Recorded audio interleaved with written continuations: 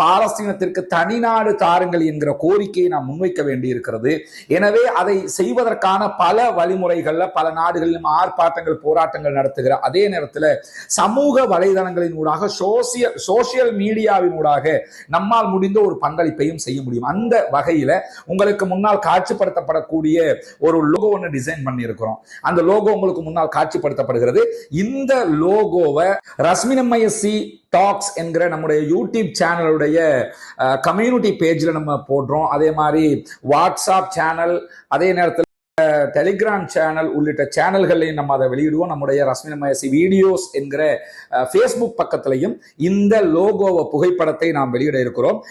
இந்த புகைப்படத்தை பார்க்கிற சகோதரர்கள் உங்களுடைய வாட்ஸ்அப்புடைய ஐக்கானாக, வாட்ஸ்அப்புடைய ஸ்டேட்டஸாக, ஃபேஸ்புக்கினுடைய ஐக்கானாக, லோகோவாக, ப்ரொஃபைலாக, அதே நேரத்தில் ஃபேஸ்புக்கினுடைய ஸ்டேட்டஸாக, உங்களுடைய சமூக வலைதளங்களுடைய ப்ரொஃபைல்களாக, சமூக வலைதளங்களுடைய ஸ்டேட்டஸுகளாக இந்த புகைப்படத்தை நீங்கள் ஒரு நாளோ 2 நாளோ 24 மணி நேரங்களோ வைக்கிற போது சர்வதேச அளவில் நம்மால் முடிந்த ஒரு காரியத்தை நாம் செய்த ஒரு நிலைக்கு உள்ளாகுவோம். நம்மால் முடியுமானதை நாம் செய்து கொண்டிருக்கிறோம். பாலஸ்தீன மக்களுக்காக பிரார்த்தனை செய்கிறோம், குரல் எழுப்புகிறோம், ஜனநாயக ரீதியில் பேசி வருகிறோம்.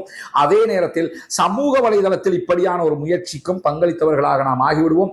எனவே இந்த புகைப்படத்தை உங்களுடைய ப்ரொஃபைலாக வைக்க விரும்புகிறவர்கள் ப்ரொஃபைலாக வைத்துக் கொள்ளுங்கள், ஸ்டேட்டஸாக வைக்கக்கூடியவர்கள் அப்படி வைத்துக் கொள்ளுங்கள், வாட்ஸ்அப்ல பரப்ப விரும்புகிறவர்கள் பரப்புங்கள். பாலஸ்தீனத்திற்கான சர்வதேச ஒருமைப்பாட்டு தினத்திலே பாலஸ்தீனத்திற்கு தனிநாடு அங்கீகாரம் வழங்கப்பட வேண்டும் என்கிற கோரிக்கை தான் இதன் மூலமாக வலியுறுத்தப்படுகிறது.